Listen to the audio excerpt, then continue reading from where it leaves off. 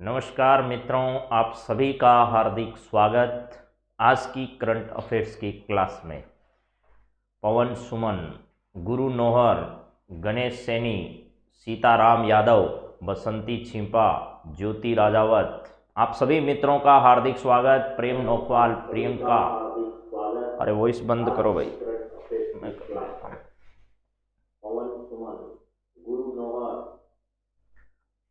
चलिए मित्रों, आप सभी का स्वागत है आज की करंट अफेयर्स की क्लास में। आप सभी बहुत जल्दी जुड़ गए जी।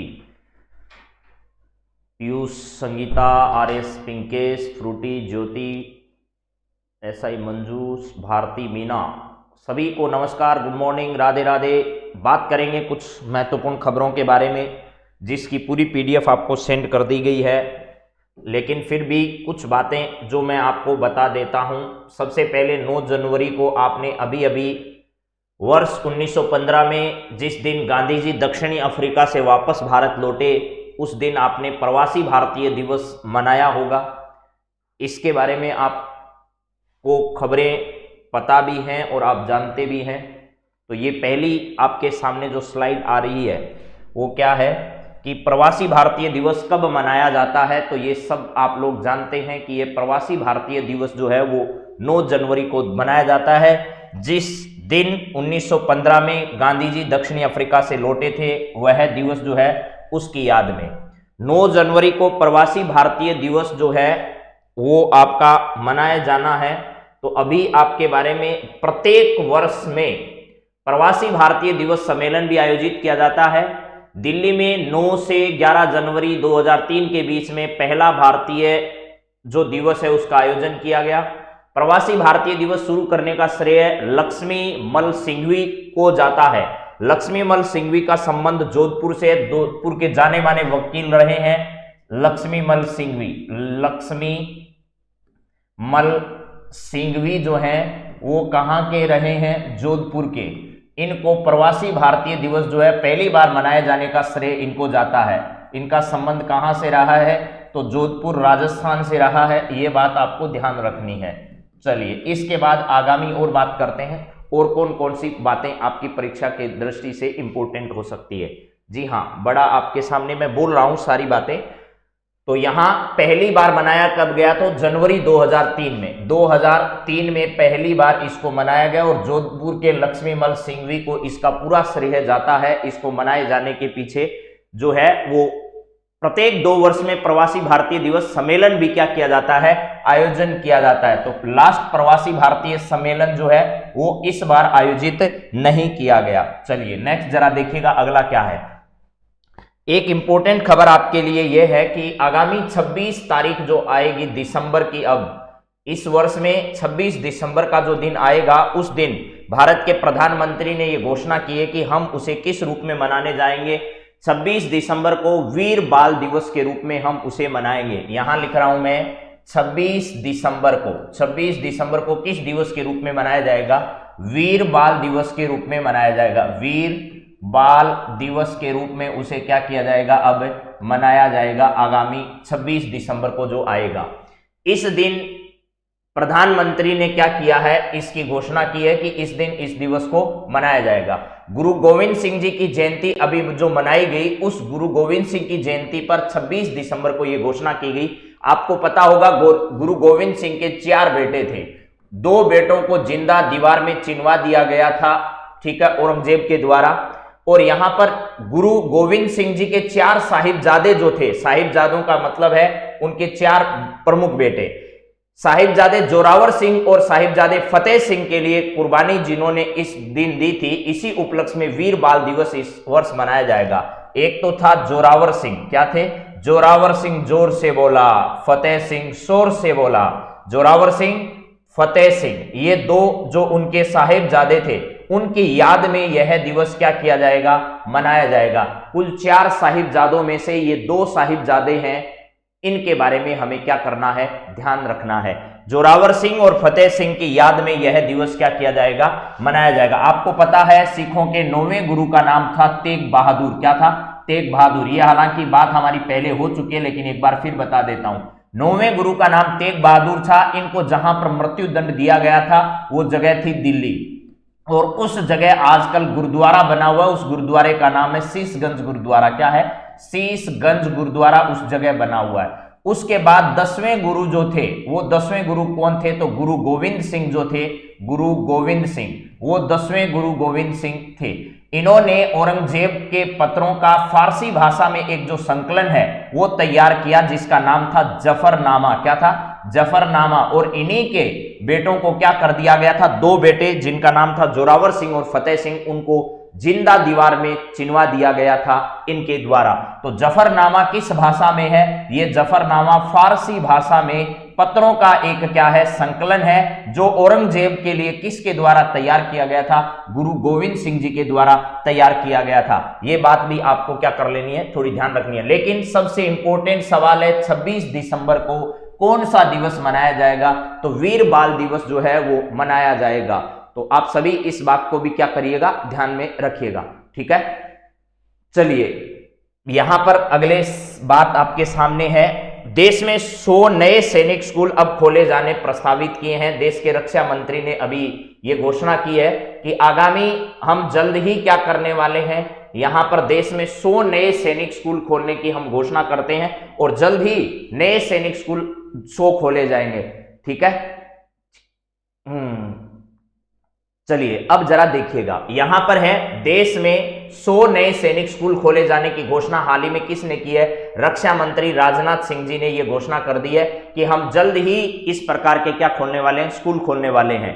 तो इस प्रकार के 100 स्कूल खोले जाने हैं। तो सैनिक स्कूलों के बारे में आप पहले से जानते हैं, 3 कैटेगरी होती है इस प्रकार के स्कूलों में। एक आपका होता है आर्मी पब्लिक स्कूल। कौन सा है? Army public school. दूसरा कौन सा है? दूसरा है सैनिक स्कूल। और तीसरा आपके सामने है मिलिट्री स्कूल। तीसरा कौन सा है? मिलिट्री स्कूल है। इस प्रकार की अलग अलग कैटेगरी इन स्कूलों की है। हालांकि आर्मी पब्लिक स्कूल जो है वो एक ही है। क्या है? आर्मी पब्लिक स्कूल, भारतीय आर्मी पब्लिक स्कूल, इंडियन जो आर्मी पब्लिक स्कूल है वो एक ही है। लेकिन मिलिट्री स्कूल कई है। आपको पता होगा राजस्थान में भी अजमेर और धौलपुर जो जगह है, अजमेर और क्या है? धौलपुर जो जगह है, यहां पर क्या है आपका?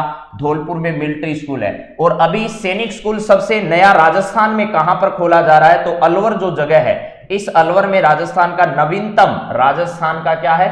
राजस्थान का नवीनतम सैनिक स्कूल है। राजस्थान का नवीनतम कौन सा स्कूल है? सैनिक स्कूल यहां पर खोला जा रहा है। तो अभी अभी आपको यह बताया गया रक्षा मंत्रालय की तरफ से 100 सरकारी और निजी स्कूलों को सैनिक स्कूल सोसाइटी से संबंध करने का मंजूरी दे चुका है। तो 100 ऐसे स्कूल होंगे जो सरकारी या फिर निजी होंगे, लेकिन उनका एसोसिएशन किसके साथ होगा? सैनिक स्कूल सोसाइटी जो इसको पूरे काम को देखने का काम करती है, उसके साथ इनको एसोसिएट किया जाएगा। तो चलिए इसके बाद अगली बात करते हैं। अगला सवाल आपका क्या हो सकता है और अगली क्या इंपॉर्टेंट बात हो सकती है? एक राजस्थान के आरपीएससी दिनों दिन नए इनोवेशन करते जा रही है। कुमावत जो कमेटी बनाई गई थी उसके काम वाकई में आरपीएससी में कुछ कदम उठते दिख रहे हैं, और ऐसा लग रहा है कि हाँ आरपीएससी पर उसका कुछ प्रभाव हुआ होगा। तो अब कुमावत कमेटी की सिफारिश पर तय की गई थी एक गाइडलाइन, और उसी गाइडलाइन के अनुसार अब अगर आरपीएससी में आप एक बार फॉर्म भर देते हो तो आपको बार बार फॉर्म भरने की आवश्यकता नहीं पड़ेगी। अब आप क्या कर सकते हो? रजिस्ट्रेशन, वन टाइम रजिस्ट्रेशन करने आपका दोबारा से फॉर्म नहीं भरना पड़ेगा। जिस परीक्षा की दोबारा से आप भर्ती में भाग लेना चाहते हो उसकी आपको फीस तो देनी ही होगी। फीस देकर आपको पूरा नया रजिस्ट्रेशन नहीं करना पड़ेगा, बस उस भर्ती का चुनाव करना है, आपका फॉर्म अपने आप फिलअप माना जाएगा। इस प्रकार की शुरुआत कल कर दी गई है। और ये सब जो हैं वो इनोवेशन किस कमेटी की सिफारिश पर किए जा रहे हैं? कुमावत कमेटी की सिफारिश पर किया जा रहा है। वन टाइम रजिस्ट्रेशन का प्रोसेस ये होगा कि वेबसाइट पर एक बार भरना होगा ऑनलाइन फॉर्म, नाम, जन्मतिथि, माता पिता का नाम, शैक्षिक योग्यता और अन्य सूचनाएं आपको वहां भरनी होगी। आरपीएससी में रजिस्ट्रेशन के बाद मिलेगा एक यूनिक नंबर आपको, और आयोग डिजिटल वॉलेट में सुरक्षित रखेंगे आपके दस्तावेज। तो बार बार इस प्रकार की समस्याओं से आपको क्या करना पड़ेगा? निजात मिल जाएगा। तो ये सारी बातें आरपीएससी के संबंध में आपको ध्यान रखना है। अभी हाल ही में कल ही के दिन इस नई सेवा की शुरुआत किसके द्वारा की गई है? तो आपको पता होगा डॉक्टर शिव सिंह राठौड़ जो है, डॉक्टर शिव सिंह राठौड़ साहब जो है, इन्होंने इस सेवा की कल क्या की है? शुरुआत की है। ये वर्तमान में राज्यपाल द्वारा इनको जो है वो आरपीएससी के अध्यक्ष की वर्तमान में क्या दी गई है? जिम्मेदारी दी गई है। किसके रिटायर होने के बाद? भूपेंद्र यादव जी के रिटायर होने के बाद, भूपेंद्र सिंह जी के रिटायर होने के बाद ये जिम्मेदारी इनको मिली है। चलिए अगला देखिएगा, बोपन्ना और रामकुमार ने शीर्ष वरीयता जोड़ी को दी मात और जीता पहला एटीपी युगल खिताब जो है वो इन्होंने जीता है। तो ये खेल जगत की खबरें हैं, आपको इसके बारे में भी जानकारी होगी मेरे हिसाब से। बोपन्ना और रामकुमार जो है, इनकी जोड़ी ने अभी हाल ही में एलिड इंटरनेशनल टूर्नामेंट के फाइनल में क्रोएशिया के इवान डोगी और ब्राजील के मार्सेलो को हराकर यह जीता है। तो बोपन्ना और रामकुमार जो है वो भारतीय हैं, आपको ये भी पता होगा कौन है? बोपन्ना, ठीक है, और रामकुमार, इन्होंने इस प्रकार का जो खिताब है वो क्या किया है? जीता है। चलिए नेक्स्ट जरा देखिएगा, अगला क्या है? ये शंकराचार्य की मूर्ति के बारे में आपको बता दिया है, नया उद्घाटन होने जा रहा है मध्य प्रदेश के यहां पर स्टेच्यू ऑफ वननेस नाम से, स्टेच्यू ऑफ क्या है? वननेस, स्टेच्यू ऑफ वननेस नाम से इस स्टेच्यू का कार्य कहां पर चल रहा है? तो आपको बताया था मध्य प्रदेश का जो ओंकारेश्वर है, मध्य प्रदेश का क्या है? ओंकारेश्वर जो है वहां पर इस प्रकार की मूर्ति जो है वो बनाई जा रही है। चलिए इसके बाद अगला और देख लीजिएगा, चीन में एक खुदाई के समय बड़े दुर्लभ जो हैं वो नए प्रमाण सामने आए हैं। 3000 साल पुराने कब्रिस्तान के जो है यहां पर चीन में क्या देखे गए हैं भैया? अभी प्रमाण देखे गए हैं। तो ये भी आपको नजर आ रहा होगा मेरे हिसाब से, चीन में कितने वर्ष पुराने? चीन में यहां पर खुदाई के दौरान 3000 साल पुराना जो है वो कब्रिस्तान जो है उसके प्रमाण अभी सामने आए हैं। चलो यहां पर चीन में हेनान प्रांत जो है चीन का, उस चीन के हेनान प्रांत में जो है वो कितने साल पुराने? 3000 साल पुराने, 3000 साल पुराने जो है वो कब्रिस्तान के प्रमाण हैं। यहां का एक राजवंश था, जिस राजवंश का नाम था सांग राजवंश। क्या था? सांग राजवंश था। उसके काल की सी कबीले का ठिकाना खोजा गया है। सी एक, वहां विभिन्न प्रकार के कबीले थे पहले, ठीक है, आजकल जिस प्रकार समाज होता है ठीक उसी प्रकार के कबीले हुआ करते थे, उन कबीलों के प्रमाण यहां पर मिले हैं जी। चलिए इसके बाद अगला देखिएगा, आपसे सीधा सवाल पूछा जा सकता है कि इस प्रकार के प्रमाण हाल ही में कहां से खोजे गए हैं? तो आपको सीधा सीधा ही इस बात का क्या कर देना है? जवाब दे देना है। अभी देश में बनेगा एयरपोर्ट हब, यानी एयर स्पोर्ट्स हब जो है, इसको लेकर के नई योजनाएं जो हैं वो चल रही है देश भर में। और अभी नागरिक उड्डयन मंत्रालय ने राष्ट्रीय युवा खेल नीति की क्या कर ली है? तैयारी कर ली है। तो देश में नई युवा खेल नीति जो है, वायु खेल नीति जो है वो सरकार के द्वारा लाई जाएगी आगामी समय में। लेकिन कौन सा मंत्रालय लाएगा? नागरिक उड्डयन मंत्रालय लाएगा। हवा में खेल कूद करना, हवा में क्या करना भैया? खेल कूद करना। हवा में खेल कूद जो है उसको बढ़ावा देने के लिए नागरिक उड्डयन मंत्रालय, कौन सा मंत्रालय है? नागरिक उड्डयन मंत्रालय। इस मंत्रालय के मंत्री कौन है ये आपको पता होना चाहिए। सिंधिया का नाम सुना है आपने, मध्य प्रदेश से पहले कांग्रेस पार्टी में थे, भाजपा में आ गए और मंत्री बन गए, ठीक है, ये इस मंत्रालय के मंत्री हैं। राष्ट्रीय युवा खेल नीति इस मंत्रालय के द्वारा जारी की जाएगी। राष्ट्रीय वायु खेल नीति जो है वो जल्द ही आने वाली है। खेल नीति यानी हवा में ग्लाइडिंग जैसे विभिन्न प्रकार के खेल हैं उनको लेकर के 2030 तक की प्लानिंग इसमें की जा रही है। इंफ्रास्ट्रक्चर और रोजगार में इससे क्या होगी? बढ़ोतरी होगी। कौन कौन से? जैसे एरोबेटिक्स है, एरो मॉडलिंग है, बेलूनिंग है, ड्रोन ग्लाइडिंग है, हैंग ग्लाइडिंग है, पैराग्लाइडिंग है, माइक्रो स्लाइडिंग है, पैरामोटरिंग है, ये सब इस खेल में क्या होंगे? शामिल होंगे। तो यह ध्यान रखना, ये ज्योतिरादित्य सिंधिया इस मंत्रालय के क्या हैं? मंत्री हैं। उनके नेतृत्व में ये सारा इसका ड्राफ्ट जो है वो तैयार किया जा रहा है। 31 जनवरी तक यह ड्राफ्ट जो है वो क्या कर दिया जाएगा? सुझाव के लिए जारी कर दिया जाएगा। इसके बाद एक नया सवाल आपके सामने और भी रख रहा हूं मैं, जरा इस सवाल को भी समझो और इंपॉर्टेंट है आगामी परीक्षाओं की दृष्टि से।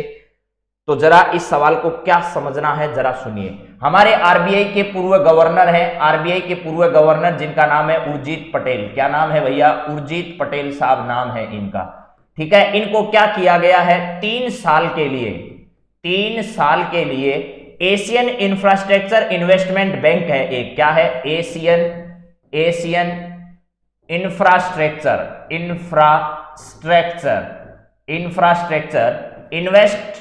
इन्वेस्टमेंट बैंक है। इसको शॉर्ट में कहा जाता है AIIB।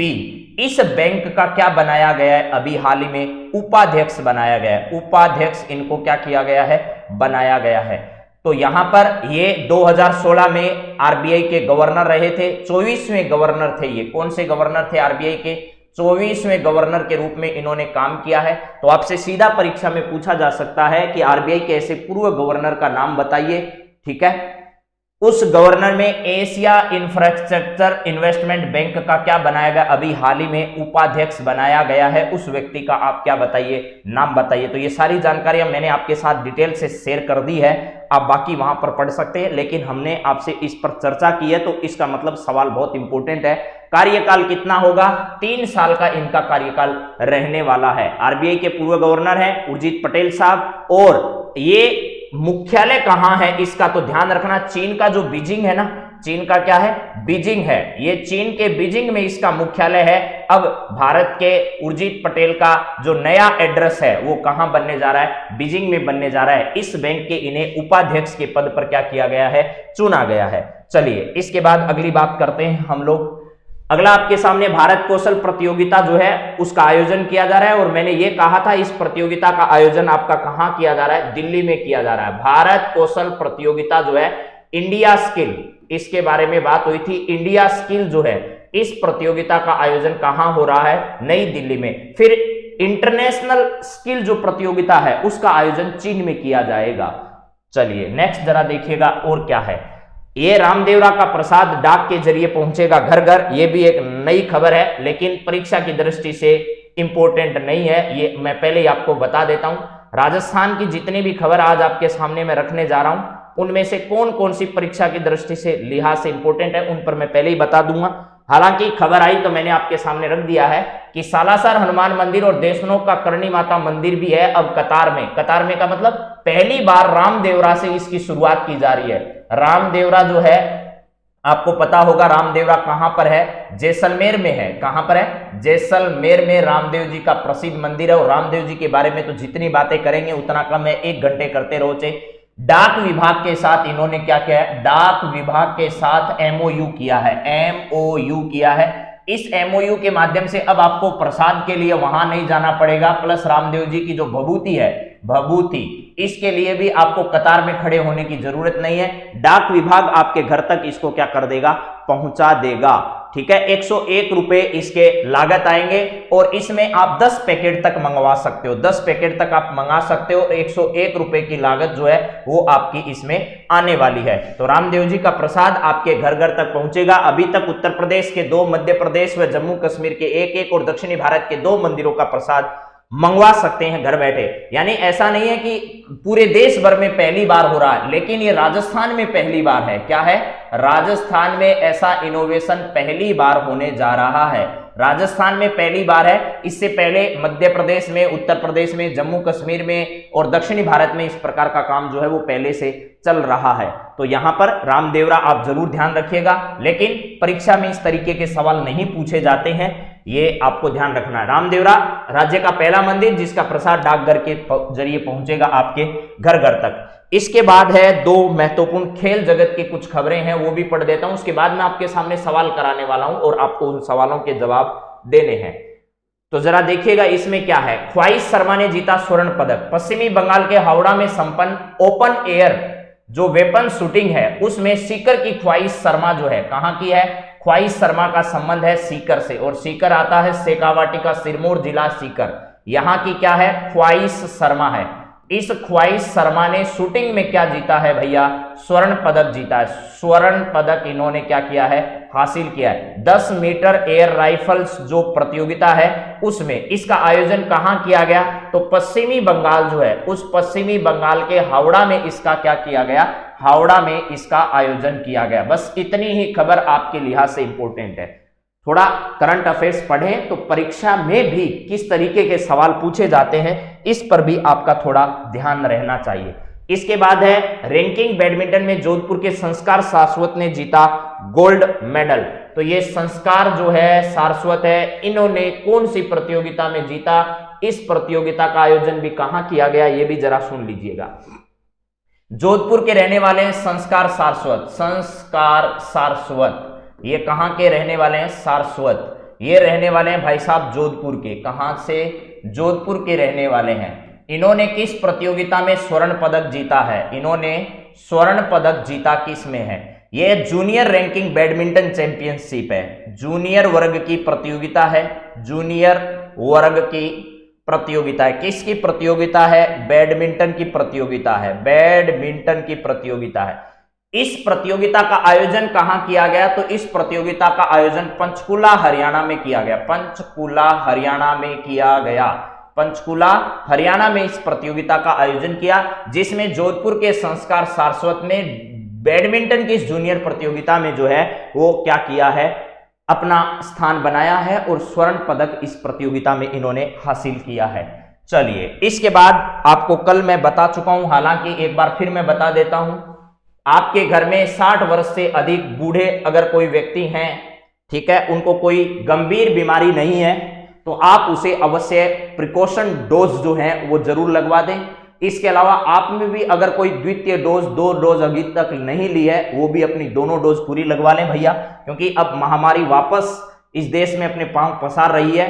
तो आपके घर में अगर 60 वर्ष से अधिक आयु के गंभीर रोगग्रस्त व्यक्ति जो हैं, उनके सभी स्वास्थ्य कर्मियों को और फ्रंटलाइन कार्यकर्ताओं को इस प्रकार की डोज दी जा रही है, तो ये सब प्रिकॉशन डोज जो है वो आप जरूर लगवा लें, ठीक है। ये अभियान राजस्थान में शुरू कब से किया गया है, तो राजस्थान में 10 जनवरी 2022 से इस अभियान की शुरुआत कर दी गई है। 15 वर्ष से लेकर के 18 वर्ष तक के बच्चों के लिए जो वैक्सीनेशन का अभियान स्कूलों में चल रहा है वो 3 जनवरी 2022 से शुरू किया गया, 3 जनवरी 2022 से जो है ये अभियान शुरू किया गया। राजस्थान में आपको पता होगा गणगौरी बाजार जो है, गणगौरी बाजार कहां पर है, जयपुर में। गणगौरी बाजार में एक आदर्श बालिका विद्यालय है, क्या है, आदर्श बालिका विद्यालय। इस बालिका विद्यालय से राजस्थान के मुख्यमंत्री जो अशोक गहलोत साहब हैं, उन्होंने इस अभियान की क्या की थी, शुरुआत की थी। तो मेरे हिसाब से आपको कोई समस्या इस सवाल में आने वाली नहीं है। अब हम सवालों पर बातचीत करेंगे। तो यहां पर है, बिना मास्क बाहर न जाएं, 2 गज की दूरी रखें, बार बार हाथ धोएं, सार्वजनिक स्थानों पर न थूकें, इस बात का आप ध्यान रखें। कोरोना के संबंध में कोई भी बात हो तो वार रूम के नंबर है 188 टोल फ्री नंबर, वहां आप संपर्क करें। चलिए, यहां पर हम बातचीत, इसके बाद एक छोटी सी बात और कर रहे हैं, बस अंतिम है ये वाली, इसके बाद सीधे सवालों पर आते हैं। क्या है, देखिए, आपने केवड़िया का जगह का नाम सुना होगा, जहां पर स्टेच्यू ऑफ यूनिटी बनी हुई है। ये कहां पर है, गुजरात में। केवड़िया गुजरात का नाम आप सब लोगों की जुबान पर है, मैं जानता हूं ये बात। ये केवड़िया जगह जो है, इस केवड़िया रेलवे स्टेशन का नाम अब बदलकर एकता नगर कर दिया गया है, एकता नगर इसका नाम कर दिया गया है, ये ध्यान रखना है। आपसे पूछा जा सकता है, गुजरात के स्टेच्यू ऑफ यूनिटी के निकट स्थित केवड़िया रेलवे स्टेशन का नाम बदलकर अब क्या कर दिया गया है, एकता नगर कर दिया गया है। ये पश्चिमी रेलवे ने एकता नगर के बोर्ड गुजराती, अंग्रेजी और हिंदी में लगवा दिए हैं। स्टेच्यू ऑफ यूनिटी अब पर्यटकों की पहली पसंद बनती जा रही है, तो इसका नाम अब क्या कर दिया गया, एकता नगर कर दिया गया। केवड़िया जो जगह थी, उस केवड़िया जगह का नाम अब क्या हो गया है, एकता नगर हो गया है। अब आपसे कोई आज के बाद केवड़िया नगर कहे तो आप समझ जाना वो एकता नगर की बात कर रहा है। आज के बाद उसे जहां कहीं भी आप पढ़ोगे उसको एकता नगर के नाम से क्या किया जाएगा। हाँ जी सर, लॉकडाउन कब लगेगा, भैया बहुत मुश्किल है, ठीक है। जो परिस्थितियां चल रही है इसमें थोड़ा बहुत हो सकता है तनाव की स्थिति आ जाए भाई, लेकिन एकदम लॉकडाउन की स्थिति नहीं आएगी। इस बात से आप परिचित भी हैं, नहीं भी हैं, तो मैं आपको बता देता हूं कि ऐसा बहुत ही मुश्किल है। मेरे हिसाब से तो नहीं होने जा रहा है ऐसा कुछ। फिर भी आप लोग अगर इस प्रकार के भ्रम में हैं तो क्या कर सकते हैं, 2 गज की दूरी, मास्क है जरूरी, 10 गज की दूरी बनाई तो आधे पाकिस्तानी आधे श्रीलंका में, अच्छा ऐसे क्या। चलिए भैया, 11/1/2022 के कुछ महत्वपूर्ण सवालों पर बातचीत मैं आपके सामने रखने जा रहा हूं। पहला सवाल आपके सामने है, जरा बता दीजिएगा क्या है ये पूरी जानकारी। जानकारी यह है कि गोल्डन ग्लोब पुरस्कार जो आपको दिया गया है, इस गोल्डन ग्लोब पुरस्कार के संबंध में सवाल आपसे पूछा जा रहा है। और यह सवाल आपको अभी बताना ही है कि क्या है इसकी पूरी कहानी। गोल्डन ग्लोब पुरस्कार 2022 के संदर्भ में सत्य कथन इनमें से कौन सा है? सर्वश्रेष्ठ अभिनेता विल स्मिथ, सर्वश्रेष्ठ अभिनेत्री Nicole Kidman, best picture drama के लिए the power of the dog, या ये सभी? हाँ जी, वेरी गुड, आपको सारे याद हो गए जी। Statue of liberty, statue of peace, statue of oneness, सब याद हो रहे हैं आपको, ठीक है।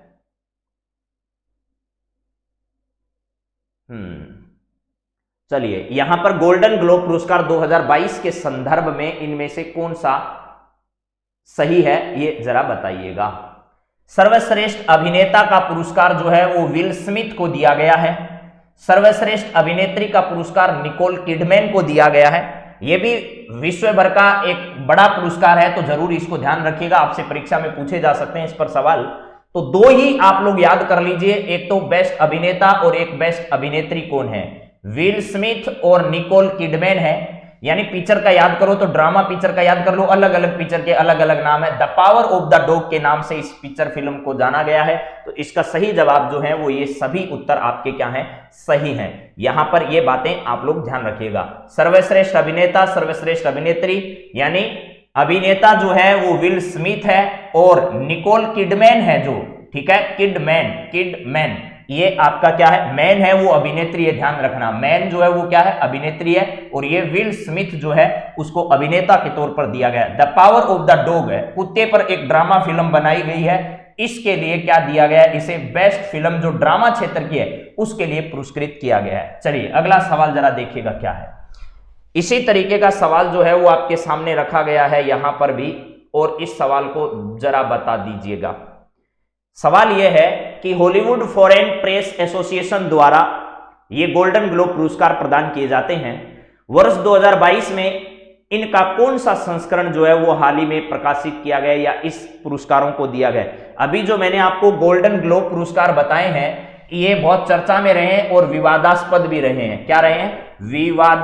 विवादास्पद इसलिए रहे कि भाई हॉलीवुड के जो लोग थे उन्होंने इसका क्या किया है, विरोध भी किया है, और हॉलीवुड के लोग जो हैं इन्होंने इसको क्या किया है, अलग रखने की कोशिश की है यहां पर। तो आपको यह बताना है कि यह उनका कौन सा संस्करण जो है वो हाल ही में जारी किया गया है, कौन से संस्करण के ये पुरस्कार जो है वो हाल ही में प्रकाशित किए गए हैं या दिए गए हैं, जिनकी घोषणा आपके सामने बेस्ट अभिनेता, बेस्ट अभिनेत्री के रूप में अभी अपन ने किया है। तो इसका सही जवाब क्या होगा, कौन से नंबर के यह पुरस्कार हैं?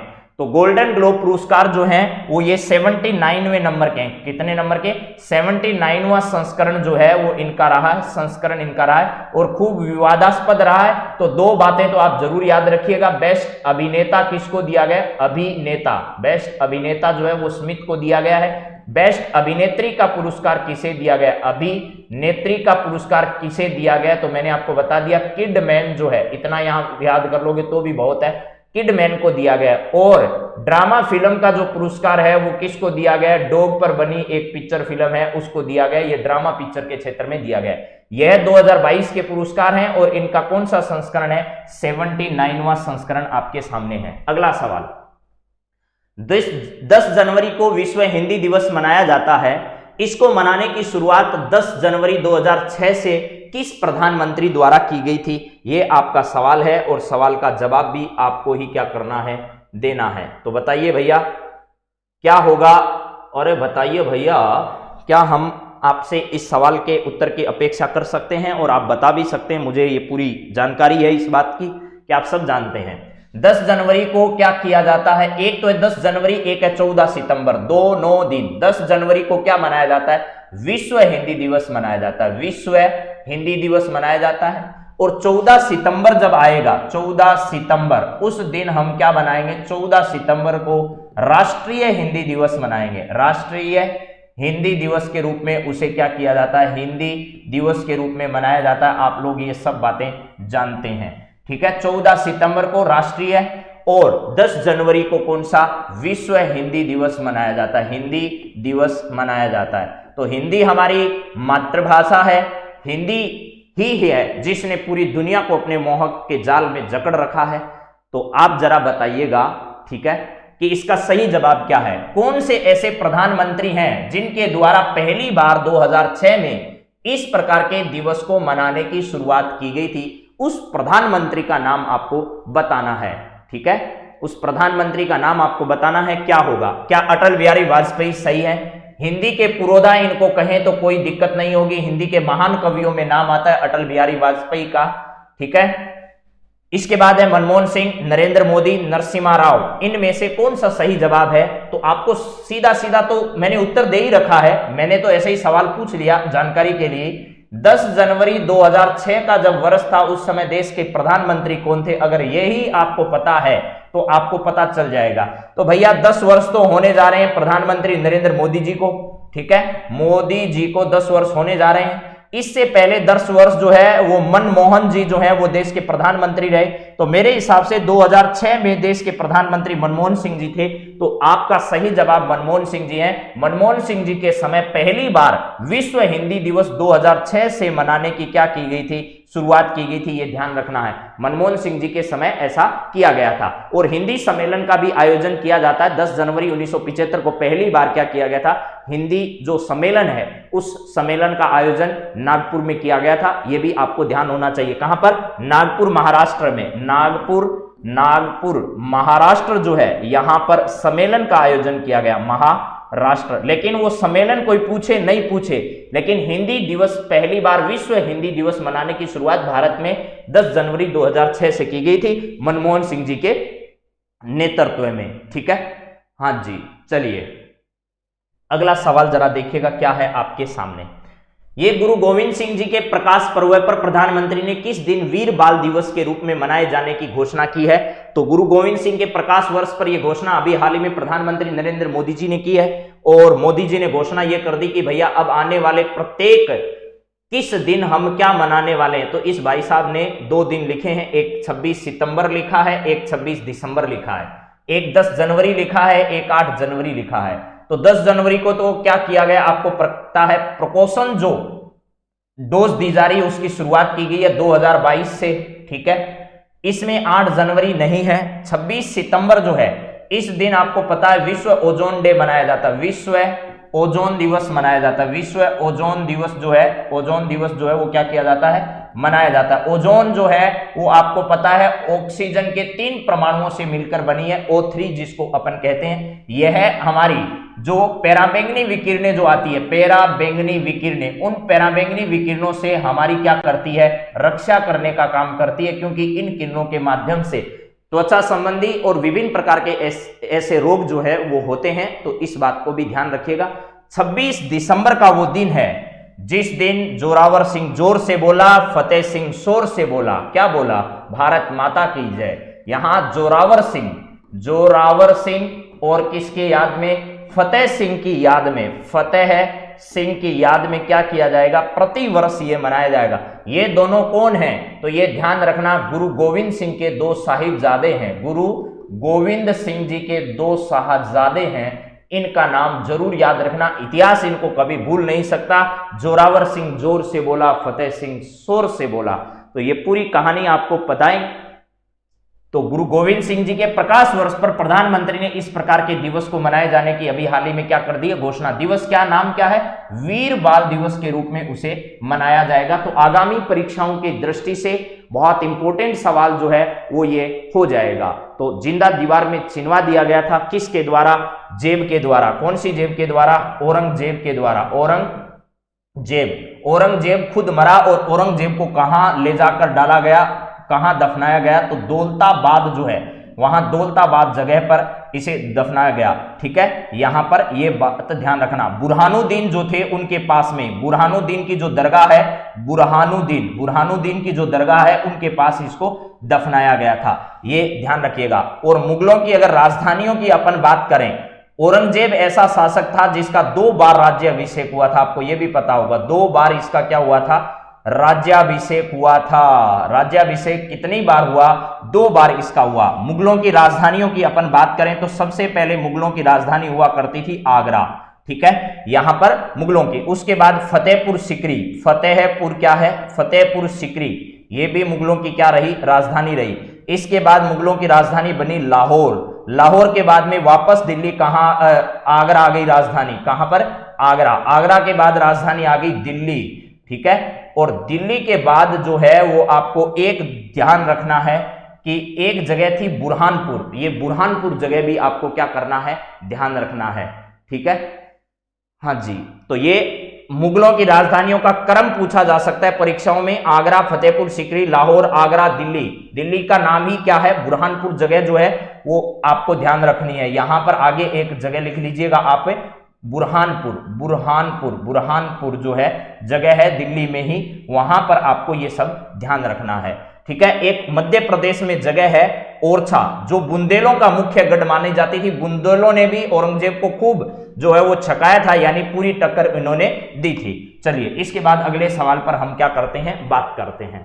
फ्रांस में राष्ट्रीय पर्वतारोहण, जो आपका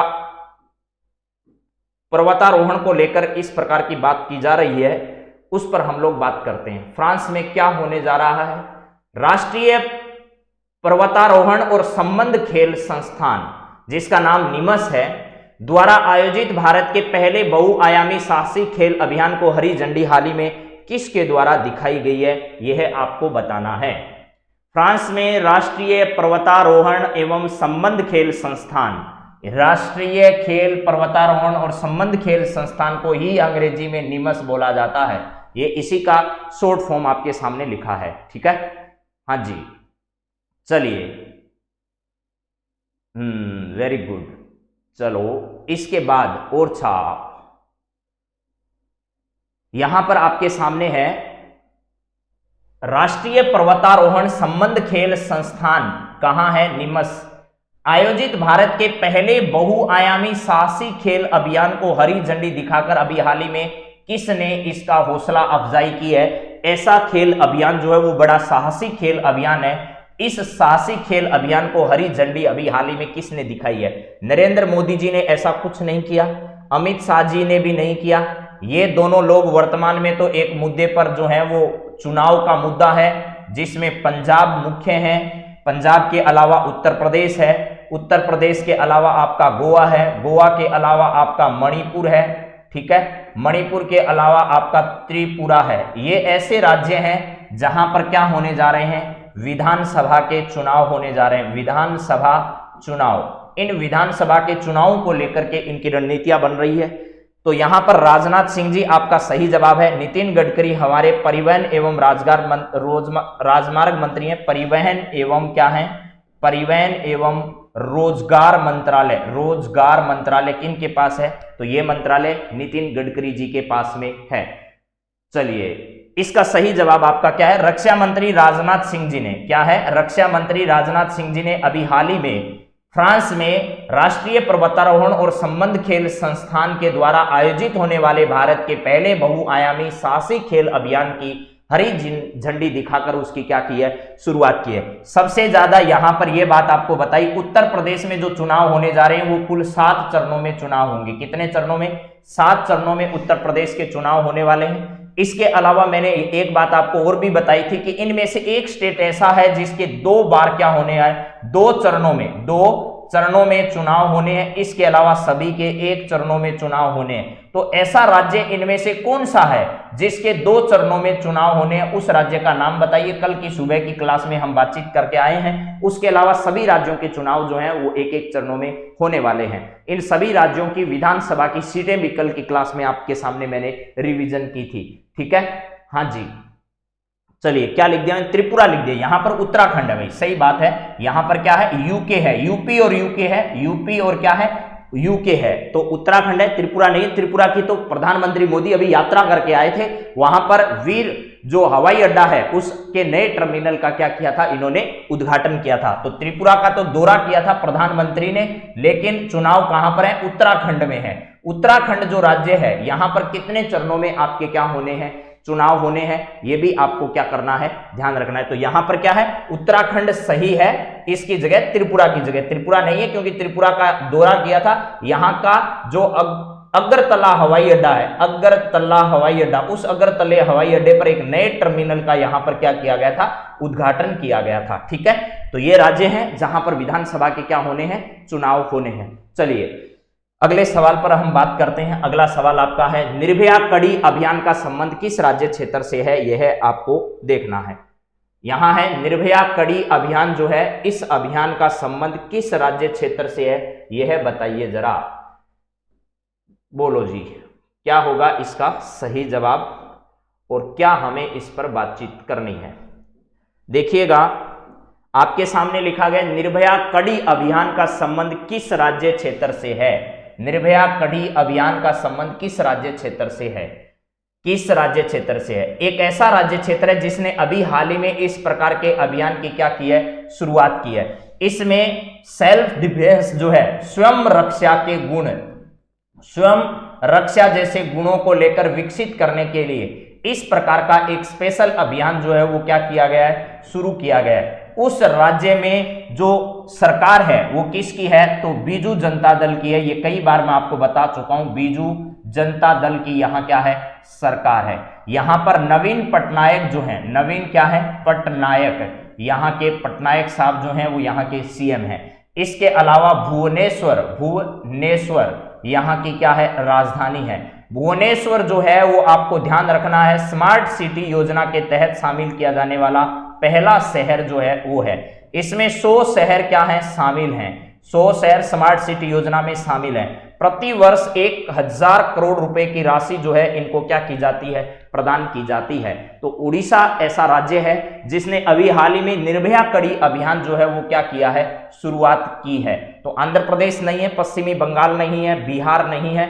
बिहार जो है वो शिक्षा के मामले में हो चाहे स्वास्थ्य के मामले में हो, अंतिम पायदान पर है आज की तारीख में देश में। और 1 से लेकर के 10 वर्ष तक के बच्चों के किए गए सर्वे में अभी हाल ही में जो प्रधानमंत्री की आर्थिक सुरक्षा सलाहकार परिषद है उसके द्वारा करवाए गए जो सर्वे हैं उसमें पश्चिमी बंगाल जो है वो कौन से स्थान पर आया है, आपका पहले स्थान पर आया है। तो मेरे हिसाब से ममता दीदी का आपको पता ही है, ममता दीदी जो है यहाँ की क्या है, सीएम है।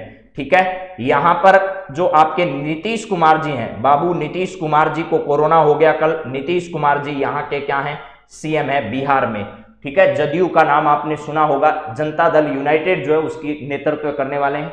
और यहां जो है रेड्डी साहब जो हैं यहाँ के क्या हैं, यहाँ के सीएम में इनका नाम आता है। तो मेरे हिसाब से ये सारी बातें आपके समझ में आ गई होगी। चलिए नेक्स्ट सवाल पर बात करते हैं, फटाफट देखो भैया। वीर गाथा प्रोजेक्ट के विजेता सुपर 25 को जनवरी 2022 को दिल्ली में सम्मानित किया जाएगा। किस मंत्रालय के विशेष अतिथि के रूप में गणतंत्र दिवस परेड में ये सब साक्षी बनने वाले हैं, ये आपको बताना है। तो जरा इसको मैं थोड़ा सा और बड़ा कर देता हूं ताकि आपको अच्छे से ये सब दिख जाए। अब इस सवाल को पढ़िएगा। अरे भाई आ जा रहे, चलिए अब सवाल आपके सामने है। वीर गाथा प्रोजेक्ट के विजेता सुपर 25 को जनवरी 2022 को दिल्ली में सम्मानित किया जाना है। ठीक है, हाँ जी, चलिए यहां पर है 2022 को, 25 जनवरी 2022 को इनको सम्मानित किया जाएगा। कब, 25 जनवरी 2022 को वीर गाथा प्रोजेक्ट के विजेता। वीर गाथा प्रोजेक्ट क्या है, आजादी का अमृत महोत्सव जो मनाया गया, आजादी का अमृत महोत्सव जो मनाया जा रहा है, अमृत महोत्सव, ये अमृत महोत्सव जो है वो भारतीय स्वतंत्रता संग्राम के 75 वर्ष या भारतीय आजादी के 75 वर्ष पूर्ण होने के उपलक्ष्य में देश भर में अलग अलग कार्यक्रम इस पर आयोजित किए जा रहे हैं। अब इस अमृत महोत्सव के तहत ही एक प्रोजेक्ट चलाया गया जिसका नाम था वीर गाथा प्रोजेक्ट। क्या था, वीर गाथा प्रोजेक्ट था, वीर गाथा प्रोजेक्ट। इस प्रोजेक्ट के तहत स्कूली बच्चों को क्या करना था, जो हमारी वीर गाथाएं हैं, वीर वीरांगनाएं हैं, हमारे देश के जो सपूत ऐसे हैं जिन्होंने अपनी जान की बाजी लगाकर इस देश को आजाद कराने में अपना योगदान दिया, उन सब पर भाषण प्रतियोगिता है, पोस्टर प्रतियोगिता है, निबंध प्रतियोगिता है, उनका पूरे देश भर में आयोजन किया गया। और उनमें से जो विजेता बने ऐसे 25 लोगों का इस प्रोजेक्ट के तहत चुनाव किया गया। देश भर से कितने लोग, 25 लोगों का, यानी 25 बच्चों का चुनाव इसमें किया गया। और उन 25 को कहा गया सुपर 25। क्या कहा गया उन्हें, सुपर 25 उनको कहा गया। इन सुपर 25 का जो सम्मान है वो 25 जनवरी 2022 को कहां किया जाना है, तो यह सम्मान होने वाला है दिल्ली में। दिल्ली में सम्मानित होने के बाद 26 जनवरी की जो परेड आयोजित होगी राजपथ पर, 26 जनवरी को राजपथ की जो परेड आयोजित होगी उस परेड को देखने का इन्हें सौभाग्य प्राप्त होगा। लेकिन एक ऐसा मंत्रालय है जिस मंत्रालय ने इन्हें विशेष अतिथि के तौर पर अपने केबिन में यानी अपने गणतंत्रता दिवस परेड के साक्षी बनने का अवसर देने वाला है। तो ये किस मंत्रालय के विशेष अतिथि के तौर पर इस कार्यक्रम में शामिल होंगे? तो ये इसका सही जवाब जो है वो रक्षा मंत्रालय है। ठीक है, चलिए इसका सही जवाब क्या है? रक्षा मंत्रालय, राजनाथ सिंह जी के नेतृत्व वाला जो मंत्रालय है उसके ये सहभागी बनने वाले हैं। वित्त मंत्रालय सीता जी के पास है, सीतारमण जी के पास है।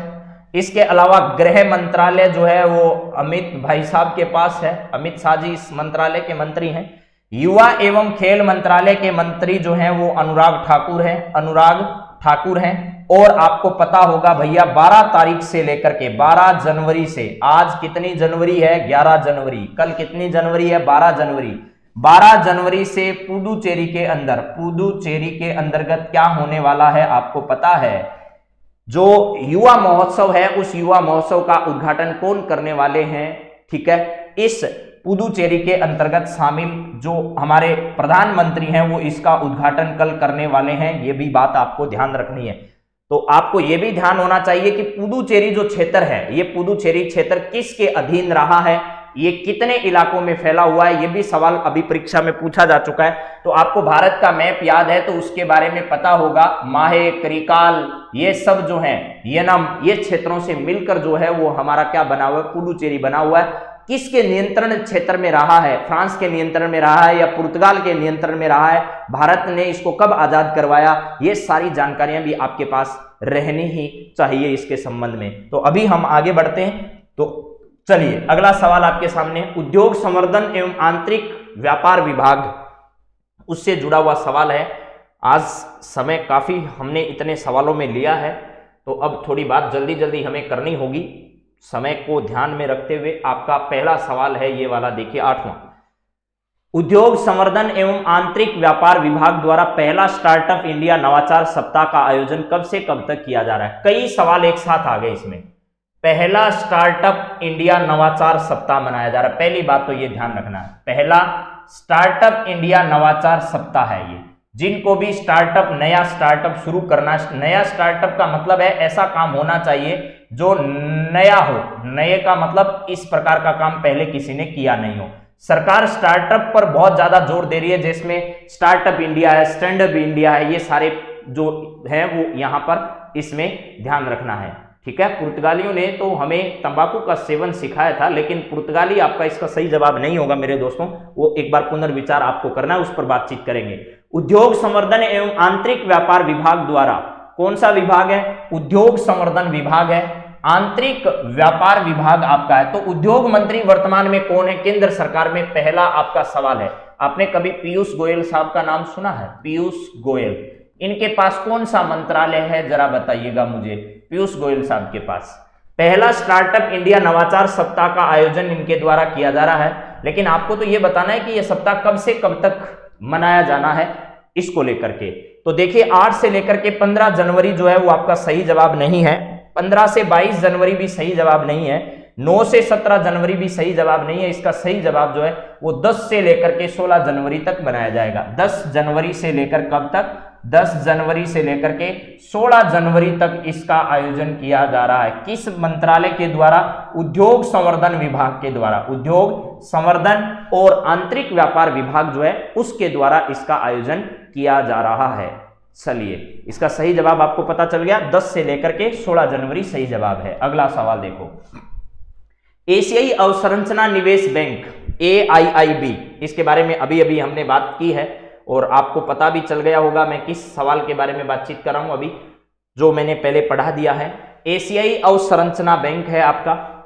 निवेश बैंक का उपाध्यक्ष किसे बनाया गया? एशियाई अवसंरचना निवेश बैंक जो है, इस एशियाई अवसंरचना निवेश बैंक AIIB, इसके नए उपाध्यक्ष किसे बनाए गए हैं? उपाध्यक्ष किसे बनाए गए हैं, पहली बात यह है।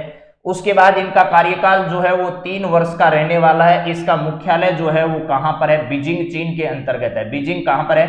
चीन में है, वहां पर इसका क्या है, मुख्यालय स्थित है। 3 वर्ष का इनका कार्यकाल रहेगा और ये उपाध्यक्ष जो है वो पूर्व में आरबीआई के क्या रह चुके हैं, आरबीआई के गवर्नर पद पर ये रह चुके हैं, आरबीआई के गवर्नर पद पर रह चुके हैं। पूर्व आरबीआई के गवर्नर जो हैं उनका नाम है उर्जित पटेल। उर्जित पटेल साहब को अभी 3 वर्ष के लिए इस बैंक में भेजा गया है। रघुराम राजन नहीं है, शक्तिकांत दास नहीं है, डीजे पांड्या के स्थान पर ये आए हैं। तो डीजे पांड्या के स्थान पर किसको भेजा गया है, उर्जित पटेल को भेजा गया। ध्यान रखना 5 उपाध्यक्ष होते हैं इस बैंक में, 5 उपाध्यक्ष जो हैं वो होते हैं। उन 5 में से एक हमारे क्या है, उर्जित पटेल है। उर्जित पटेल 5 में से एक है। 5 उपाध्यक्ष होते हैं इसके अंतर्गत, जिसमें डीजे पांड्या का स्थान खाली हुआ, उसके स्थान पर किसको भेज दिया हमने, उर्जित पटेल साहब को भेजा कि आप जाइए, आपकी जगह चीन में है, अब 3 साल चीन में रहिए। चलो अगला सवाल जरा देखिए मेरे दोस्तों, 10वां। रक्षा मंत्री राजनाथ सिंह ने हाल ही में कितने नए सैनिक स्कूल खोले जाने की घोषणा की है। तो ये तो सवाल आसान है, आपको बता भी दिया अभी हाल ही में मैंने सैनिक स्कूलों की हालत के बारे में कि भी सैनिक स्कूल खोले जाने हैं। निजी प्लस क्या होगा इसमें, निजी और सार्वजनिक जो है उनको सैनिक स्कूल सोसाइटी जो है उसके अंतर्गत लाया जाएगा।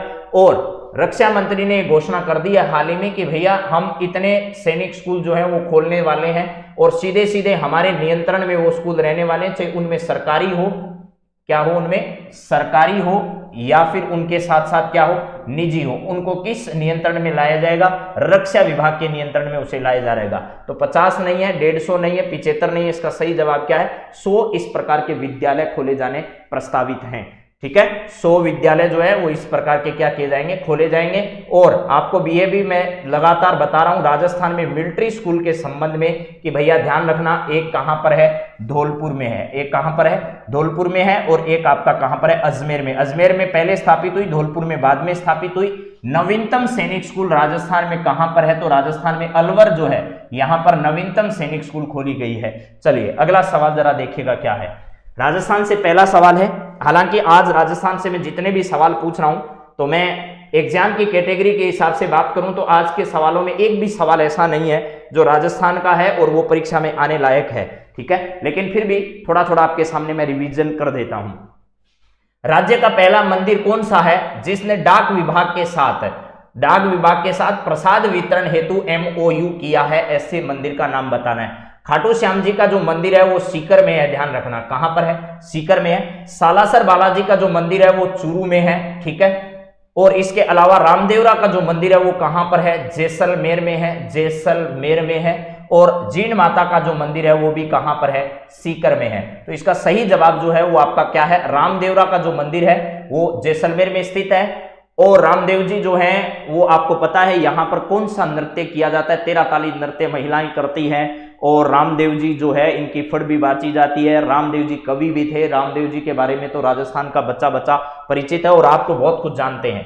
अब देखिए, इस रामदेव जी के मंदिर के बाद राजस्थान में सालासर जो हनुमान जी का मंदिर है ये वाला, और जीण माता का जो मंदिर है यहां पर भी जल्दी ही इसकी शुरुआत की जा सकती है।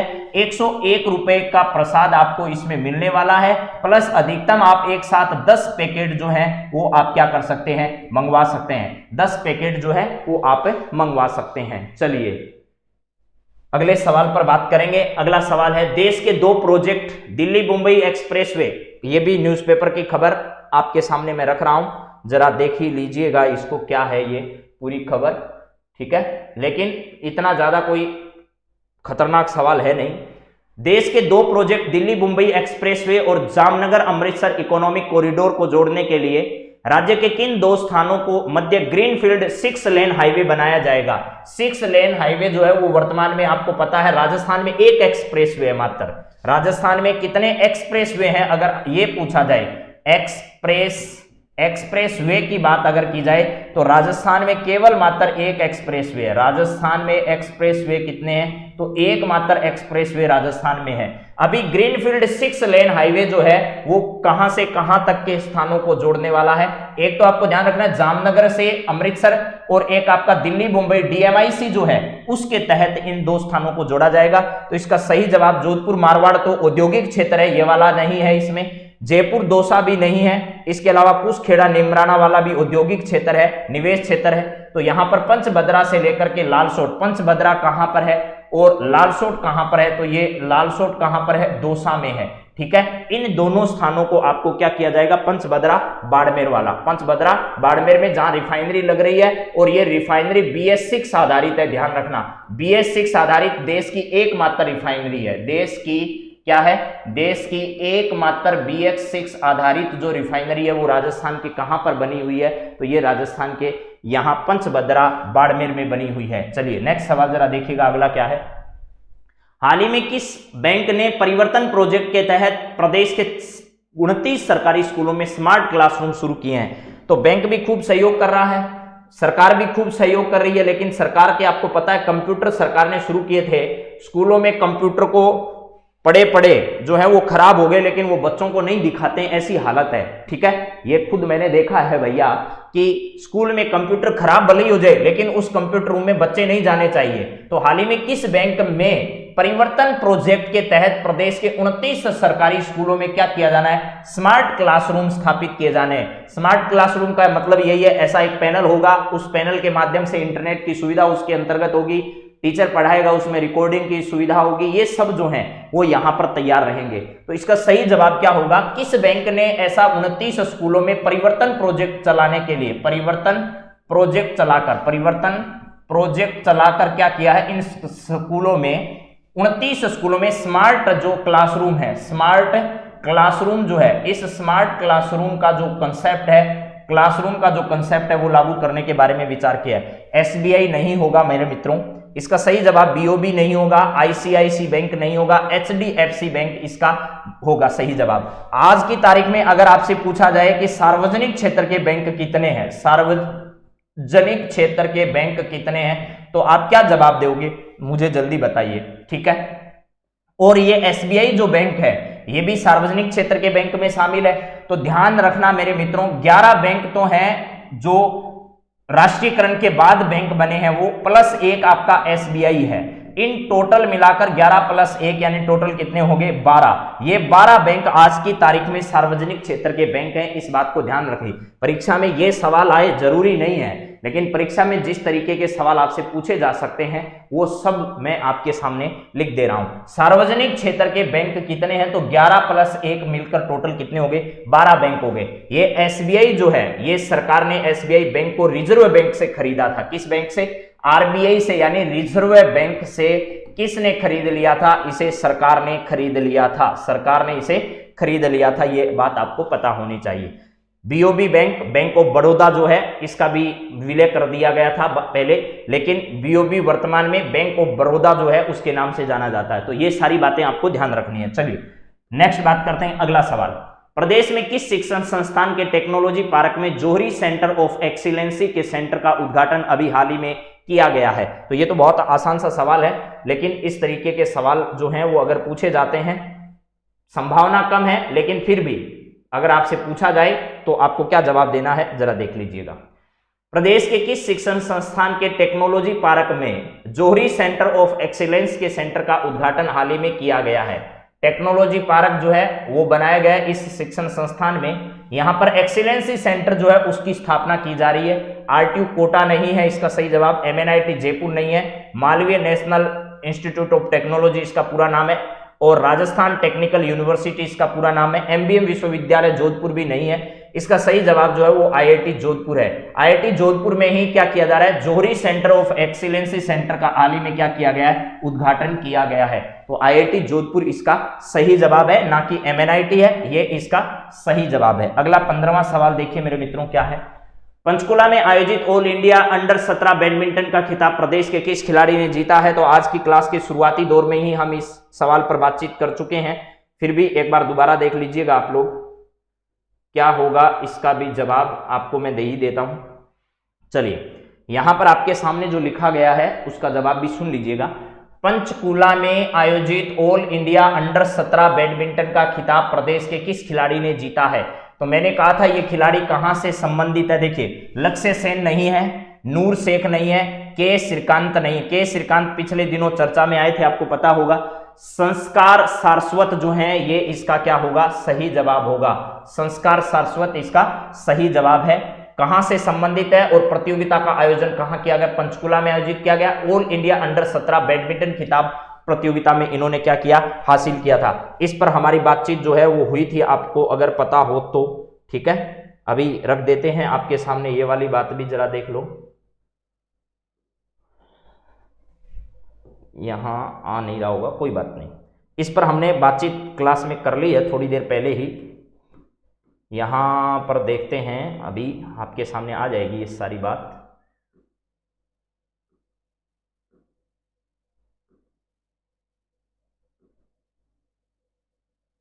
ये रहा, रैंकिंग में बैडमिंटन जोधपुर के सारस्वत जो हैं उसने जीता है ये पुरस्कार। तो मैंने बता दिया जोधपुर के रहने वाले संस्कार सारस्वत, और स्वर्ण पदक इन्होंने जीता है। जूनियर वर्ग बैडमिंटन है, और पंचकुला में इस प्रतियोगिता का क्या किया गया था, आयोजन किया गया था। ये सारी जो बातें हैं मैंने आपको विस्तार से बताई है, और विस्तार से ही आपके सामने मैंने इसकी पीडीएफ भी सेंड कर दी है। और पीडीएफ के बारे में भी एक बार फिर बता देता हूं, अगर किसी मेरे मित्र को पता नहीं है तो यहां पर देख लीजिएगा आप लोग। ठीक है, यहां पर एक बार फिर मैं बता देता हूं, आप लोग या तो इस नाम से सर्च कर सकते हैं। ठीक है, जो नए मित्र हैं उनके लिए, जो पुराने वाले हैं उनको ये बात नहीं सुननी है, या तो ये सर्च कर लीजिए कहां पर, टेलीग्राम पर जाकर। ठीक है, यहां पर अगर आपको ये नहीं मिल पाता है तो आप 8947832370 इस नंबर पर व्हाट्सअप, ठीक है, व्हाट्सअप पर जाकर आप लोग इतना मैसेज छोड़ दीजिएगा, PDF ये लिखकर मैसेज करना है सिर्फ। ठीक है, कुछ लोग कॉल करते हैं, कॉल नहीं करना है,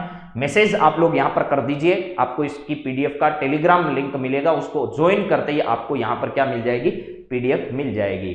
ठीक है, हाँ, जिन जिन को मिल गई है वो अपने सभी मित्रों के साथ उस जो लिंक है उसको शेयर कर दीजिए। जो भी आपके मित्र तैयारी करने वाले हैं उन सब के साथ ऐड कर लीजिएगा, ताकि आने वाले समय में हम कुछ बेहतरीन चीजें वहां पर आपके साथ शेयर करने वाले हैं, तो आप सभी को उसका फायदा मिलने वाला है। ठीक है, राकेश वर्मा जी कराएंगे हैंड रिटन नोट्स भी, लेकिन ऐसे हथेली में सरसों मत उगाइए, आपको समय के साथ जरूरत के हिसाब से सब चीजें मिलने वाली है। तो आप सभी मित्रों के बहुत बहुत धन्यवाद है। कल की क्लास में आप लोगों से फिर मुलाकात करवाते हैं, और कुछ नए सवालों को लेकर फिर आपके साथ हाजिर होते हैं। तब तक आप सभी अपना रिव्यू जरूर देकर इसी नंबर पर भेज दीजिएगा, या फिर कमेंट बॉक्स में लिख दीजिएगा कि और क्या नया कर सकते हैं, वो सब बातें आपके सामने आएगी। ठीक है, हाँ जी, तो चलिए आप सभी मित्रों को बहुत बहुत धन्यवाद। कल फिर मिलते हैं, तब तक have a nice day, thank you.